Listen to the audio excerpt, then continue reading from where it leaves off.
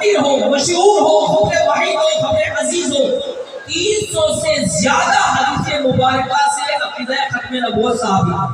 کتنی حدیثوں سے؟ 300 سے زائد حدیثوں سے عقیدہ ختم نبوت ثابت ہے۔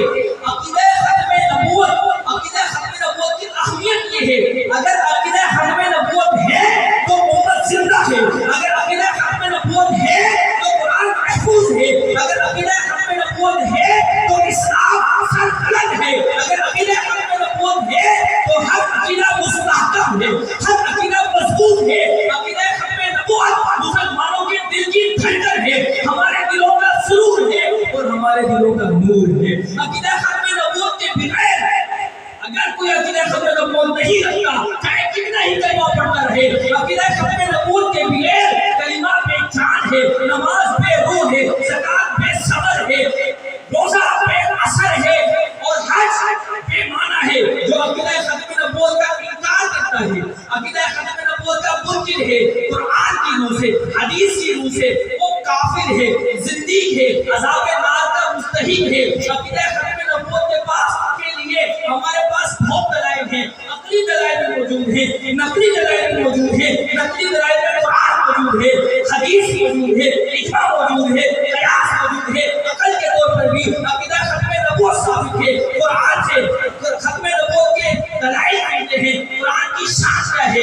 اللہ ارشاد فرماتا ہے انہ لقول فصل وما هو بالحزن۔ اللہ فرماتا ہے یہ قرآن فیصلہ کرنے والا کلام ہے، فیصلہ کن کلام ہے، کوئی کھیل تماشا نہیں۔ یہ قرآن، اس قرآن کی آیت ہے، ایک نہیں، دو نہیں، تین نہیں، چار نہیں، 100 سے زائد آیتوں سے عقیدہ ختم نبوت ثابت ہے۔ اللہ قرآن میں ارشاد فرماتا ہے ما کان محمد ابا احد من رجالکم ولکن رسول اللہ وخاتم النبیین۔ محمد صلی اللہ علیہ وسلم ہمارے مردوں میں سے کسی کے باپ نہیں، لیکن وہ اللہ کے رسول ہیں، وہ اللہ کے رسول ہیں اور نبیوں کو ختم کرنے والے ہیں، نبیوں کو ختم کرنے والے ہیں، نبوت کو ختم کرنے والے ہیں۔ ان کے بعد کسی کو نبوت نہیں دی جائے گی۔ دوسری آیت میں اللہ تعالیٰ نے ارشاد فرماتا ہے اليوم اکملت لکم دینکم، آج کے دن میں نے تمہارے لیے تمہارے دین کو مکمل کر لیا۔ معلوم یہ ہوا دین مکمل ہو گیا۔ دین کے اندر ایک سنت کی گنجائش نہیں، ایک واجب کی گنجائش نہیں، ایک واجب زائد نہیں ہو سکتا،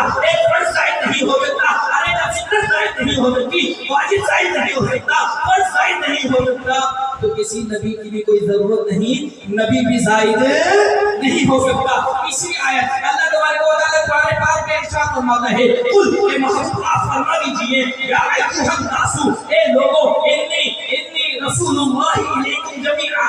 رسول اللہ نے کہا، اللہ نے فرمایا کہ محمود آپ لوگوں کے درمیان اعلان کر دو انی یا ایھا الناس انی رسول اللہ الیکم جمیعا، میں تم سب کی طرف اللہ کا بھیجا ہوا رسول ہوں۔ چوتھی آیت میں اللہ تبارک و تعالیٰ ارشاد فرماتا ہے وَأَرْسَلْنَاكَ لِلنَّاسِ رَسُولًا، اور ہم نے تمام لوگوں کے لیے آپ کو رسول بنا کر بھیجا۔